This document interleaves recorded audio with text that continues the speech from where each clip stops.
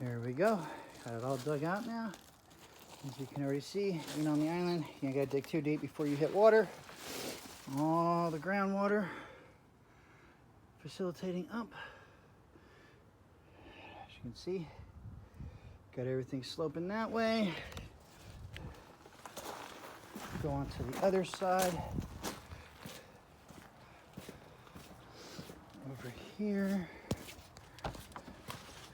Everything from the back corner. All the water coming all the way down to the pump station they already have set up in here. And then this way, I'll use a hole saw.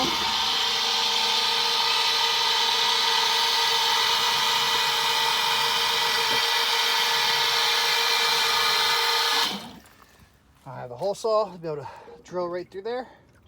Have the pipe go straight in, so all the water, as it builds up, comes straight out into the pump station